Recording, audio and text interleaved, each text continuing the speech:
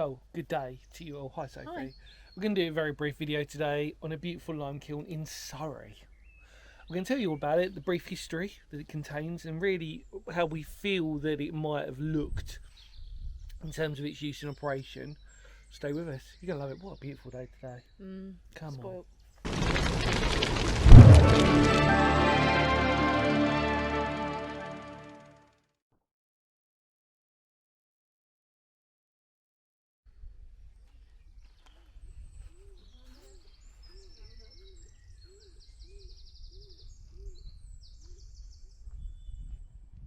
Welcome back, everybody. Hope you're okay.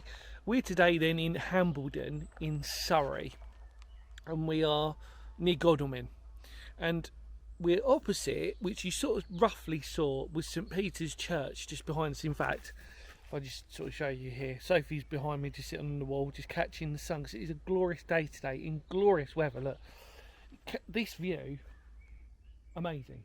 What a beautiful view. Wild, there's some horses over there as well, and yeah, very, very nice. We're here to explore this lime kiln. Very brief video today, won't spend too much time with all of you out there, but what I find fascinating to begin with is that, there's actually a plaque. It says ancient lime kiln.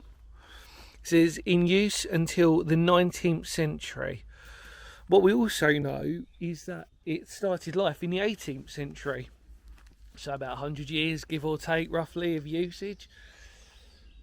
What I would surmise, there's hardly any information on this. In fact, I looked through the heritage records in Surrey to make sure that I got this correct, in terms of just to make sure, because we've covered, interesting enough, on this channel a very similar type of lime kiln to this. So I'm going to go with my gut feeling on this as to how it operated.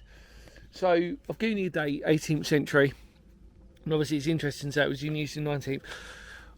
We can't go to the top because not only is it covered in stinging nettles, but I think it's sealed at the top. What we can surmise is that this type of lime kiln would have been one where you would have, now I'm going to guess on this, so I'm sure people will correct me on YouTube, but only because I've seen one very similar to this and the operation of this.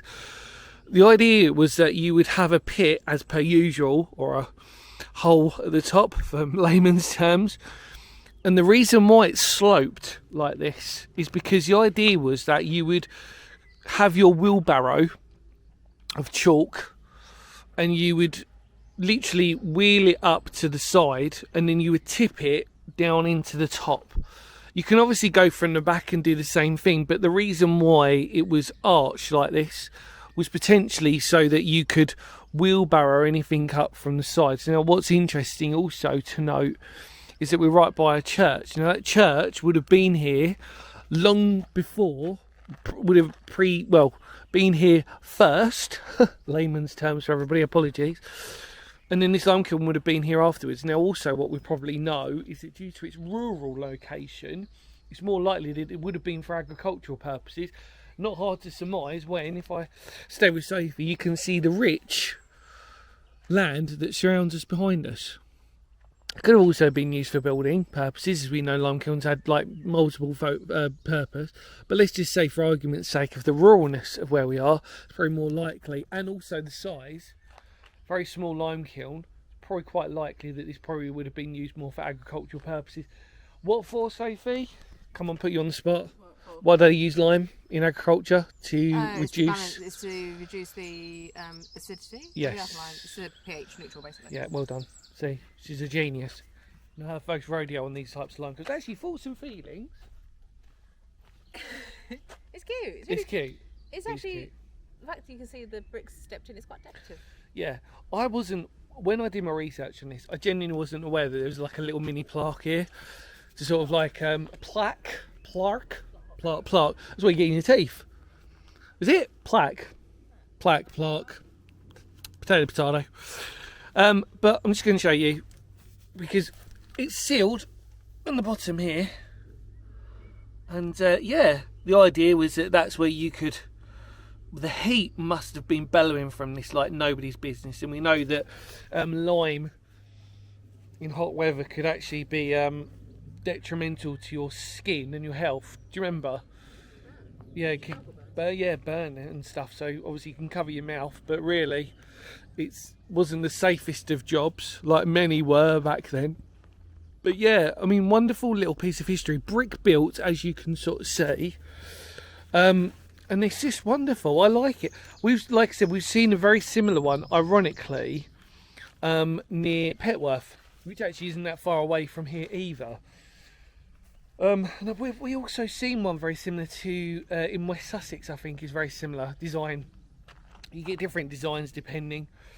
But yeah, from memory, this would look like one where because it's arched like this. The furnace is just in there, the heat. You tip it in from the top, you chalk, wait for it, and then you scrape out from the bottom the reduction of lime once that heat's descended. And that's how you basically get your quick lime, really, in essence. Obviously used for building materials, interesting in this case because it is brick lined. So it's actually quite a well constructed one, actually, for what it's worth. And obviously, if you're familiar with my channel, like I said, we've seen these before. Very small scale little lime kilns. Wonderful, wonderful, wonderful. I'm just going to sort of show you whilst we're here, so I can do a proper job as good as you can for something this small. Amazing. I love that. I love the calligraphy on that. Wonderful.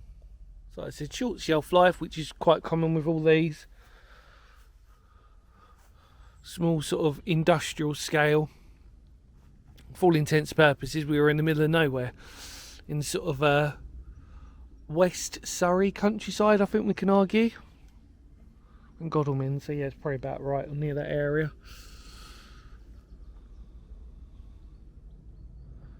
There we go. Beautiful. We won't climb up to the top because we can't, so we'll just have to sort of like see it from the front. Obviously, Sophie, final thoughts please, if you can. Let me sit next to you. It's lovely. Isn't it? Hi. Really, look, oh, look at that light and day. Oh, come in the shade. Hi. Ooh. Tell me. Talk to me. It's lovely, isn't it? It's lovely. Lovely place. Cute little lime kiln. Tick. So, and there's also the fact that they put a plaque. Yeah, never on seen it. that. I guess as well, if you're just walking through, because I think there's a path around here, trail around Yeah, here. there's a couple of trails in there around It there. goes kind of like, because people are like, oh, what's that little yeah. recess? And it says on it. Because you wouldn't know it's a lime kiln unless you've seen similar before or you've done either either. Yeah. So, yeah. Well, look, everybody, in more words of Phoenix history, thank you so much for coming along with us to see this wonderful, small, little, beautiful lime kiln behind St Peter's Church, which actually is a very pretty church. It is a very pretty church. Very pretty church in a pretty area. Oh, this is gorgeous around here, really, and it's stunning. Are you ready, so? Because history matters. Feel free to spread the word. Channel really goes a long way. Check out Sophie's Instagrams. Take care. You ready? Mm-hmm. Kapow.